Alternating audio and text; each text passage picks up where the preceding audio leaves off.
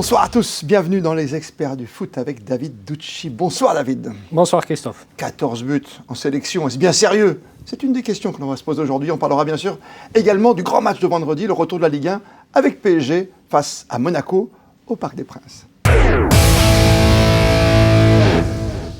La soirée de tous les records. Ça fait beaucoup quand même, 14 en sélection. C'est trop, c'est une marque de respect. Comment vous l'avez senti, vous, ce 14-0 de la France face à Gibraltar? Moi, je trouve que c'est une bonne chose. C'est une bonne chose d'aller au bout des actions et de respecter l'adversaire. Encore une fois, on trouve que c'est beaucoup, mais quand on a la possibilité de marquer et qu'on ne les met pas, on trouve qu'il y a trop de respect. Et moi, je trouve que c'est respecter aussi les spectateurs et les téléspectateurs qui sont là. Voilà, même si ça défile de cette façon, vous trouvez que c'est une marque de respect, vous? 14, c'est beaucoup quand même. En plus, à 11 contre 10, il faut le rappeler, très rapidement. Oui, bien sûr, mais je crois aussi que ça permet de remettre les choses en perspective et de se dire que finalement, ce n'est pas si facile que ça aujourd'hui de marquer 14 buts à une équipe, même si elle s'appelle Gibraltar. On s'aperçoit aujourd'hui que même les petites équipes, c'est difficile. Moi, je me rappelle à une autre époque, quand on jouait le Luxembourg, on marquait 10, 11 buts, etc. Et tout. Ça n'arrive plus aujourd'hui. Et donc, arriver à remettre 14 buts à une équipe, ça montre la qualité de l'équipe de France aujourd'hui et de son armada offensive. C'est incroyable, il ne faut pas l'oublier, avec un Kylian Mbappé surpuissant, comme d'habitude, 3 buts, 3 passes décisives, le cap des 300. À 24 ans, il a déjà dépassé tous les critères possibles des Ronaldo et des Messi, il est devant tout le monde. Oui, je l'ai déjà dit et je le répète, je crois qu'il faut arrêter de banaliser l'exceptionnel.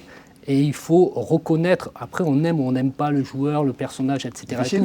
Chacun a sa liberté de penser, mais en termes de statistiques et de ce qu'il fait sur le terrain, on ne peut pas le banaliser, et c'est exceptionnel, et il faut être heureux de pouvoir apprécier et de voir jouer un joueur comme ça. À faire comme Pelé, son idole, quelque part, parce qu'il lui ressemble quand même quelque part.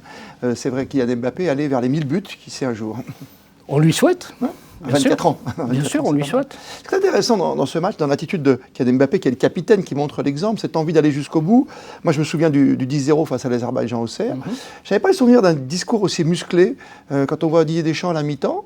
Je ne sais pas, vous, avec Hervé Renard, est-ce que vous avez toujours cette envie de motiver, mais si vous gagnez 10-0 dans un match féminin? Oui, parce qu'on est des compétiteurs, ça c'est la première chose, et c'est quelque chose qui nous tient à cœur. Et je suis sûr que même dans cette victoire avec 14 buts, Didier a vu certaines choses à corriger, j'en suis certain. Mais on est des compétiteurs, donc c'est logique et légitime d'aller chercher encore une motivation supplémentaire pour justement marquer le respect à l'adversaire et de ne pas tomber dans la facilité. Je trouve que ça, c'est déjà une chose importante, et ça permet aussi de voir avec son équipe jusqu'où on peut l'amener, même quand les choses semblent faciles, jusqu'où on peut l'amener à se surpasser. Il y a toujours un petit détail quand même, toujours quelque chose que l'on va, je sais pas, corriger au tableau noir, ou peut-être à l'issue d'une prochaine séance d'entraînement avant le dernier match des Bleus cette saison. Oui, bien sûr. Et encore une fois, je suis certain qu'un jour prochain, dans les échéances que l'équipe de France va avoir, Didier va avoir à s'appuyer sur ce match-là en référence, en disant, voilà, rappelez-vous, il y a toujours une référence et des ressorts qu'on utilise et qu'on récupère dans des matchs pour les réutiliser plus tard quand il y en a besoin. Deux choses encore sur ce match quand même, parce que c'est pas du plaisir des spectateurs. Alors oui, on va en famille, c'est sympa, c'est Gibraltar, tu mets 14-0. Ça manque de respect au tennis. Quand on met 6-0, c'est vraiment une marque de respect quand on est au même niveau. Alors, c'est pas ce qu'a fait Djokovic, qui est le roi du tennis en ce moment. Mais il y a un moment, on se dit, bon, c'est bon, on va à la buvette, on revient pas, quoi. J'ai payé 200 € la place. Enfin, j'exagère, hein. J'ai envie de dire, pourquoi ça serait respectable en tennis et pas en foot? Ouais, c'est une bonne réponse, M. Ducci. Mais je trouve que cette balade, quelque part, près de la province des Anglais, il y avait quelque chose d'un peu gênant quand on aime le sport. On a envie de dire, bon, stop, arrêtez les enfants. Alors je reconnais, je me mets à la place des joueurs de Gibraltar, où c'est effectivement un petit peu humiliant, certes, mais je pense qu'ils préfèrent perdre 14-0 comme ça que s'il y avait eu un 7-8-0 et qu'après on finissait en roue libre, en passe à 10, à chambrer un petit peu quelque part. Voilà. Oui. Voilà, c'est en ça qu'on dit le respect, il est là, c'est-à-dire qu'au lieu de faire une passe à 10 et de les faire courir, et à la fin, ils ne courent même plus. Il y a eu des beaux buts. Au moins là, on va au bout des actions et même eux, ils restent dans le match. Évidemment, ils auraient préféré en prendre moins, évidemment. Dernier aspect sur ce chapitre, sur l'actualité, sur France-Gibraltar. Quand vous êtes gardien de but, vous savez ce que c'est, David Dunchi? Comment ça se passe ces 90 minutes de sieste? Alors, si on se met du côté de Mike Maignan, forcément, c'est beaucoup plus agréable. Mais on reste concentré parce que le métier de gardien de but a cette particularité qui fait que même si vous n'avez aucun ballon à toucher, vous allez peut-être avoir un arrêt décisif à faire dans le match. Et il faut être prêt à ça. Donc, c'est moins une fatigue physique pour un gardien que psychologique.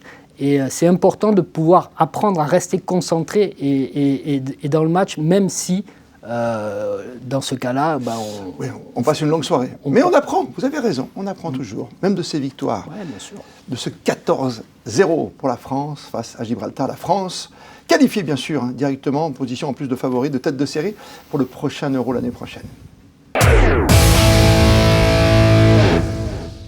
Le dossier du jour, on a parlé des 3 buts d'Mbappé, il y a 2 buts pour Giroud, puis il y a la petite merveille, la petite pépite qui arrive du Paris Saint-Germain, Warren Zaïre-Emery qui marque son but mais qui est blessé. Ça occasionne en plus le carton rouge, on est en début de match, c'est très difficile.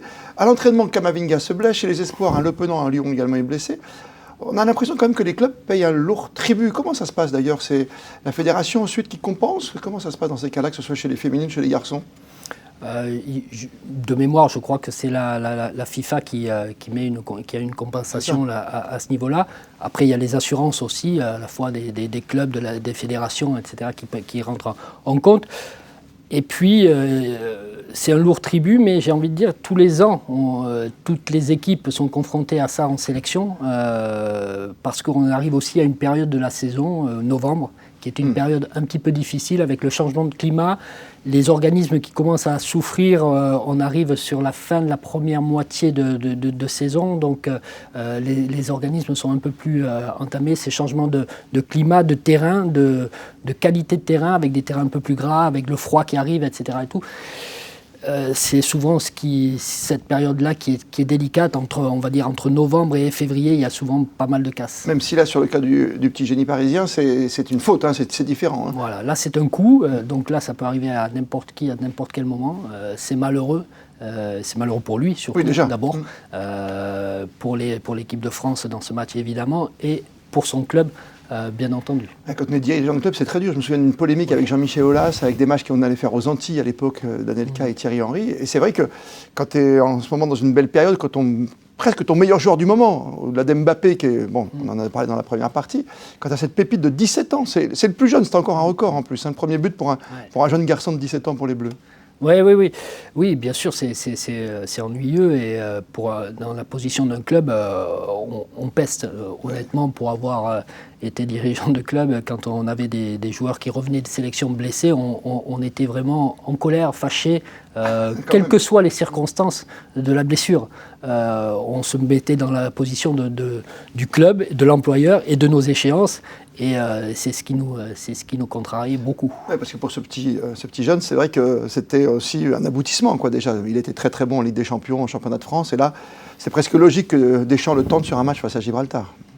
Oui, bien sûr, et personne ne lui reproche. Et même le club, quelque part, à contrario, ne peut pas lui reprocher, parce que ça met aussi en valeur son joueur. Une nouvelle stature. Voilà, un nouveau statut, et ça donne une image aussi au club, voilà, de permettre à des jeunes joueurs, on leur a assez souvent reproché, de devenir des titulaires dans leur équipe, et malgré le jeune âge. Pardonnez-moi d'être un peu mercantile, mais ça veut dire qu'au-delà de la stature, ça augmente aussi son pouvoir de revente, si un jour le Paris Saint-Germain veut le vendre. Sa valeur marchande, ouais. Oui, j'aime pas trop cette expression, mais non, bon, mais quand il y en a il faut vivre avec son temps.